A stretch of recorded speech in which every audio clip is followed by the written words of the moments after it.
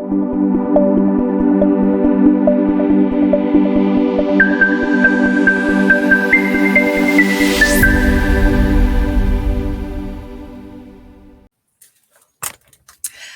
good morning. Welcome back to the channel. I'm your host, Rebecca, and I recap live trials. Today I'm covering the trial of Chad Daybell. He is on trial for the murders of his wife's children, Tylee Ryan, who was 16, 17-ish at the time she was murdered, and JJ Vallow, who was 7 years old and was autistic. They were both found in shallow graves behind Chad Daybell's home. Also, he's on the trial. What? Also, he's on trial for the murder of his wife at the time that he met Lori, Tammy Daybell. So yesterday there was no court. Unfortunately, there was a police officer in that area that was killed, and there was a service for him that everybody wanted to attend. So they actually closed the court, and everybody that wanted to got to go to see that, pay their respects for a down officer. It always wrenches my heart when I hear something like that. I was married to a police officer for 18 years, so I get it. It's a tough thing to go through. Anyway, so since there was no testimony to recap from yesterday, I'm so obsessed with this case. I'm not gonna lie. I'm gonna just tell you off the bat, I'm obsessed. And I think one of the reasons I'm obsessed is because I just can't wrap my mind around why a mother, and I mean, he wasn't the father, but this man had 5 kids. Why would these parents kill children or kill their wife? Why? You know, and the reason they give is just not sitting well with me. So I thought I would take I've been looking around on YouTube, of course, at some interviews of various family members, both of the Chad Daybell and of Lori Vallow.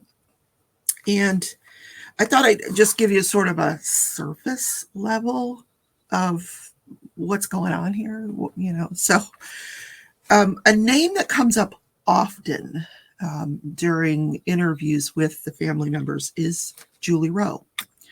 And I'm thinking, who's this person? I never heard of her. So Julie Rowe is, she's a prolific author. She writes these doomsday books, near-death experience books. And she is a member of the LDS Church, or was, until she was excommunicated in 2019. But her publisher was Chad Daybell. Chad Daybell and his wife Tammy had a publishing company. And in addition to his own books, he published books by Julie Rowe. And Julie Rowe would give these huge talks at various venues. And she was all the rage, especially in Rexburg. Yeah, everybody thought that the end of times was coming to Rexburg. And one of the reasons was this Julie Rowe, in addition to Chad. But she recounts a near-death experience that she had in 2004, and following these near-death experiences, and this happens with a lot of these authors on these near-death experiences, afterwards they are able to have these visions because they've been to the other side of the veil. And once you've been to the other side of the veil and you come back, there's it leaves an opening so you can have these visions. I am probably explaining it horribly, but anyway, that's my understanding. So she had these visions that one of her ancestors came to her and was telling her all these things that were going to happen, including this earthquake that was supposed to happen in 2015. Obviously, it didn't happen. It was supposed to happen in Utah, and Utah does sit on a fault line. So is it possible there's going to be an earthquake at any time? Of course, because you're living on a fault line. But there was going to be this huge earthquake, and there was going to be foreign invasion by Russian troops, Chinese troops, Korea. They're all going to come and invade. So everybody needs a place to be. And they're going to set up these tent cities all over Idaho and Utah to usher in Jesus Christ during his, when he comes back. She predicted that this earthquake that was supposed to happen in 2015, and she's still predicting there's going to be an earthquake, but the timing of it just keeps getting moved for various reasons. It's going to be 9.0 on the Richter scale. Now that's a pretty hefty earthquake. So she was excommunicating for teaching false doctrine in the LDS church. But a lot of the people in LDS, I'm not going to say the majority, but people in the LDS church have been talking about near-death experiences and visions for years. Not from the pulpit, but on the side. Lori Vallow's uncle, I think, her uncle says this is not new. This has been going on since the 80s. These people, a group of people, they'll get together and they have these little side beliefs of these near-death experiences and visions, and the end is coming. Yeah. Just saying. The other thing that you'll hear quite often in these interviews is a book called Visions of Glory. Now, Visions of Glory, the main character in this novel, and I want to say it's fiction, but a lot of people take it as gospel, as scripture, like this is what's going to happen. The main character's name is Spencer, and he has 3 near-death experiences. He starts out the book by saying he's died 4 times and has had 3 near-death experiences, and as a result has all of these visions. Now, Spencer is actually a real person in the LDS community. Tom Harrison, he's a counselor. And I don't know, I think one of the reasons he didn't write the book, he talked about it to another person who wrote the book. And the person, I think he didn't want it to go as far as it went. But this is a hugely, wildly popular book in that community. And I'm told that it mirrors what was going on between Chad and Lori. Now, I have this book on Audible because, I get a free credit every month and I'm kind of behind on my reading. So I'm going to be listening to that, and I'm going to sort of summarize that in a different episode because I haven't had a chance to get to it yet. So let's talk about Chad's children. He's got 5 children, and they were interviewed on 48 Hours, if you want to look that up. And they believe that their dad is being framed by Alex Cox and Lori Vallow. That he's being framed. That none of this would have happened if Lori Vallow had not come into his life. That's probably true. What else is talked about in a lot of these interviews is that Lori Vallow and Chad Daybell were the perfect storm. Like nobody can. A huge debate in any of these interviews or shows is who was driving the bus. Was it Chad? Was it Lori? No, there's no consensus. It's just that they just came together and it created the perfect storm. So Emma Daybell said during this interview that her mom had been ill, that she would get out of breath very easily, that she was very tired. This is, before she died, and she had started going to bed early. Now, that doesn't mean your mom's in bad health. She might have just been overexerting herself. I don't know. But Emma's belief is that her mom was declining. Now, this next one is interesting. These children believe that their dad was having an emotional affair with Lori Vallow, that their dad believed if they never had sex, it wasn't adultery. So these kids think that their dad didn't have sex with Lori Vallow. I mean, is that even possible that he marries this? I'm talking about before she died. So obviously he marries her afterwards. But is it possible that up until the time Tammy dies, they haven't had sex? Let me know in the comments what you think of that. Like, come on, really? What about the loin fire and the leggings and all that stuff? Fiction, yeah. Anyway, so they were asked, have you ever confronted your dad? Like during this time, during the time when these kids were missing, now you knew that your dad had remarried Lori Daybell, that the kids are missing for months. Did you ever ask your dad, where's the kids? Yes, we did. And they were told that he said, I can't tell you, but for their safety, we can't tell anybody.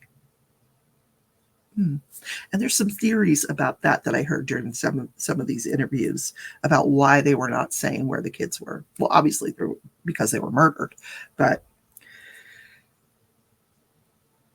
Emma thinks, now we have all seen, well, maybe you haven't, you need to go back and watch the video where I covered the Chad Daybell's arrest after he's trying to flee from this scene where the bodies have been dug up. Emma believes that he was trying to go meet his lawyer. He was traveling to go meet his lawyer. He wasn't fleeing the scene. And then she said that when he learned at the scene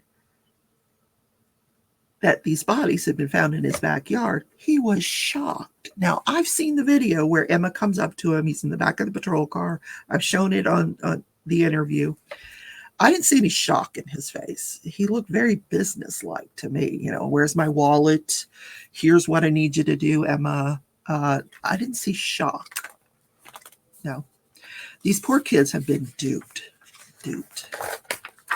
by this guy who he doesn't appear to be very charismatic at all. But like most of the time, cult leaders are very charismatic. They're charming. I don't see that in him. I really don't.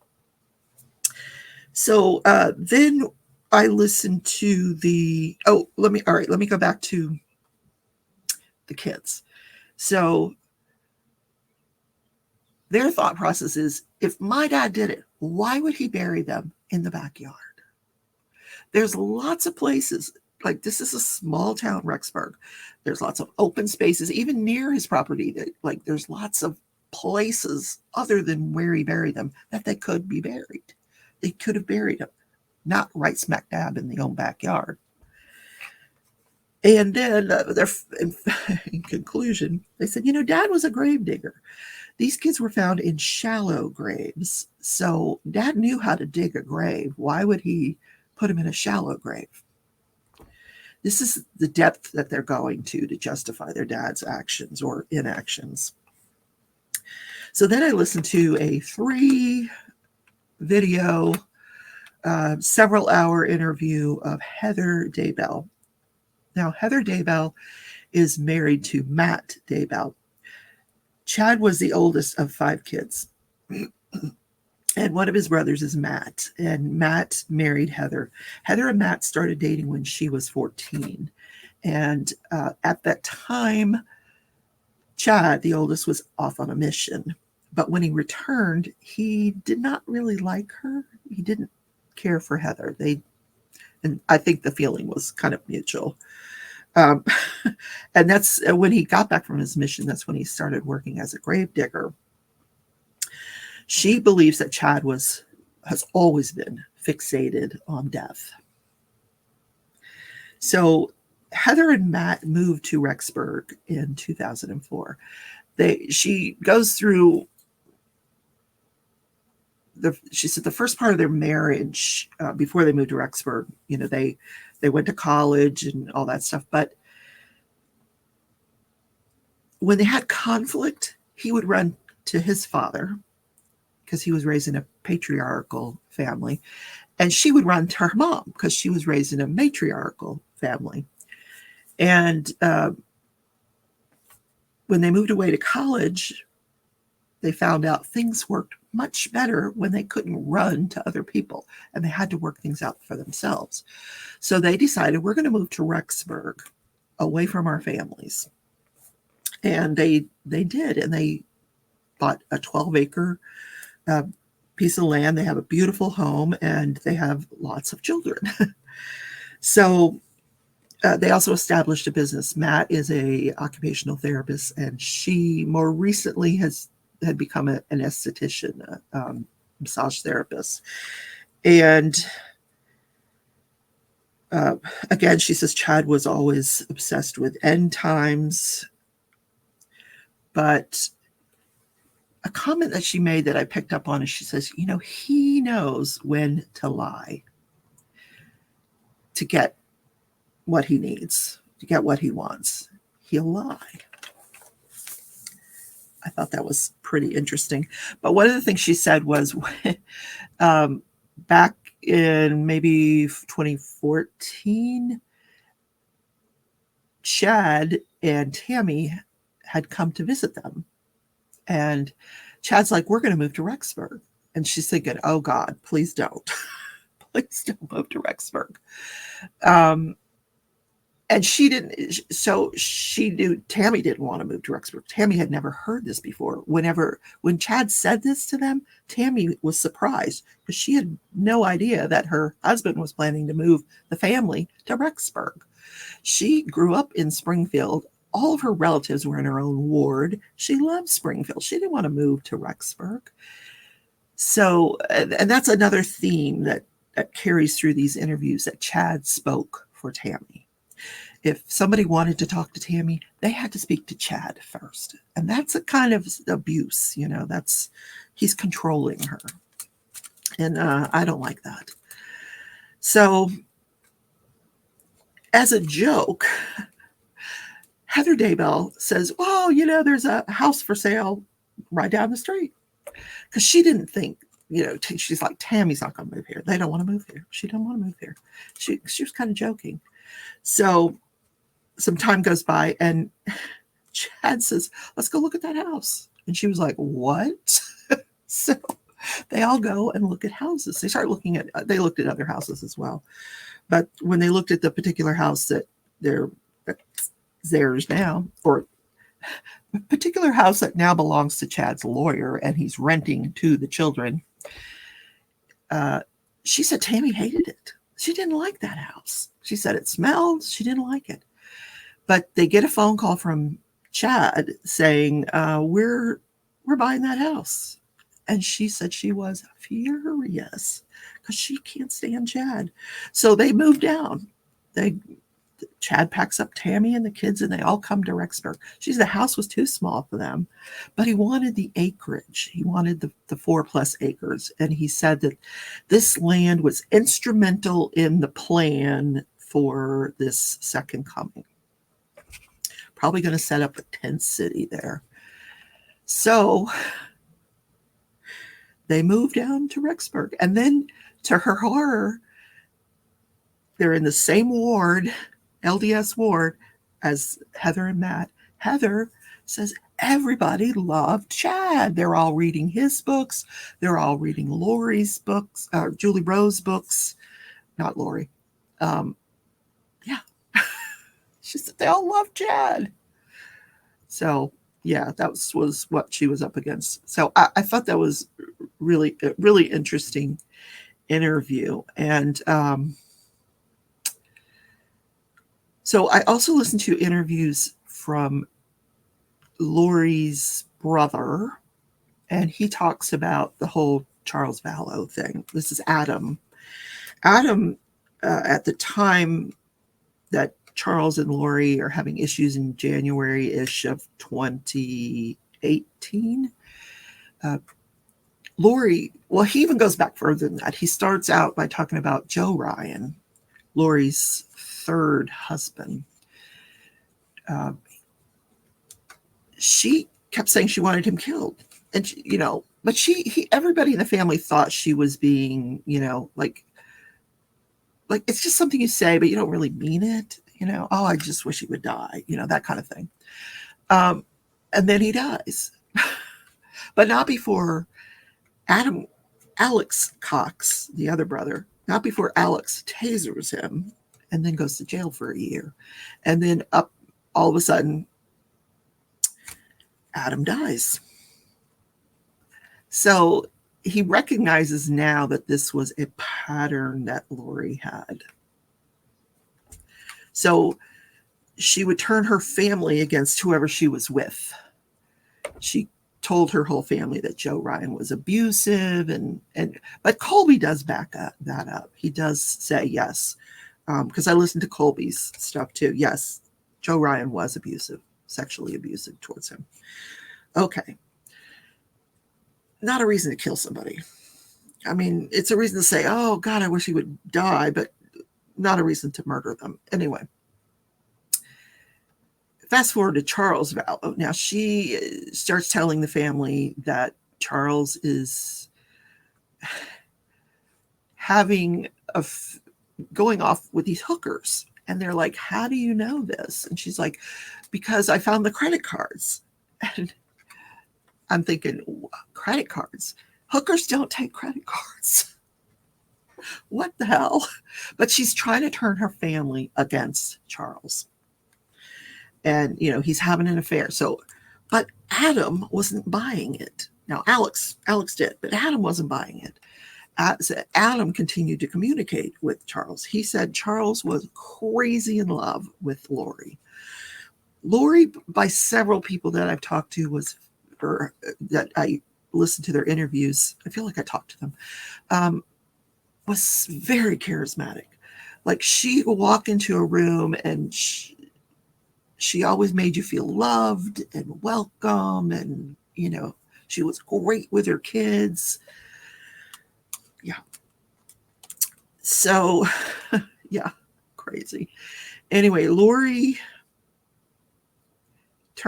so Adam continues to talk to Charles, and Charles is telling him these things that Lori is saying.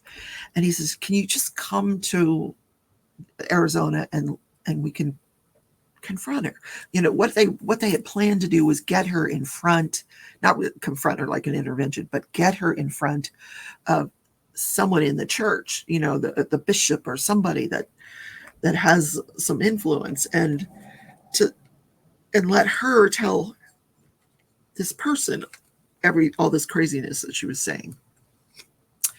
So Adam, at the time, he's a radio broadcaster. At the time, was living here in Kansas, where I live. He was in Kansas, and so he travels to Arizona, and this is when Charles is murdered by Alex and Lori. Yeah. So fast forward to current times. Adam has his own podcast. And do you want the name of it? Let me find the name of Adam's podcast for you. It's actually called the Silver Linings Podcast. So if you want to check that out, it's on all platforms, as I understand it. So currently, Adam is healing from all of this, and his family is starting to heal as well. They're starting to come back together. Now, I also listened to an interview of Lori Daybell's cousin, and I will tell you, she has 21 cousins, 21 first cousins. So that's why there's all these cousins out there that are coming out of the woodwork, being interviewed about, growing up with Lori Daybell. But this guy had some really interesting things to say. He considers himself a prepper, meaning he's LDS. And he explains that in the Bible, the book of Revelations, they talk about the end of times, and they talk about 7 years of tribulation. And he believes that Tammy was anticipating that this 7 years of tribulation was going to start like any time now. He said that Lori and Chad believed it was going to happen in like July of 2019.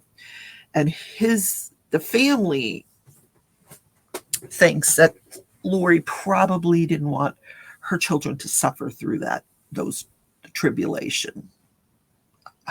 Yeah. So this guy has been on numerous. His name is Braxton, and good-looking man. I will say that. For his age, yeah, he looks good. So he's a prepper, and he's been on lots and lots of TV shows, National Geographic, all over the world, talking about preparation for end times. And apparently that's not out of the norm. That this is something that LDS does believe in. A lot of them have like a year's worth of supplies, as does he. He's got like hundreds of pounds of wheat and flour, and he wasn't asked about guns. I'm curious as to whether he's got a weapons stash as well. And he says, it's prevalent in all religions, that if you look at the book of Revelations, there's going to be this 7 years of tribulation, and then Jesus is going to come back. But he says the way you control people, which is what Chad Daybell was doing, is you tell them the future. If you can tell somebody what's going to happen in the future, you can control them if they believe you. And everybody believed Chad. This was going to happen. Everybody believed Julie Rowe. This earthquake was going to happen, or is going to happen, followed by 7 years of tribulation, and then Jesus is going to come back. And that's the theme through Chad's books, through this Visions of Glory book, that, this is going to happen. Anyway, be prepared. So this guy's a prepper. He's prepared. But he didn't take his beliefs to the extreme that Lori did. He didn't. But had a lot of interesting things to say about Lori.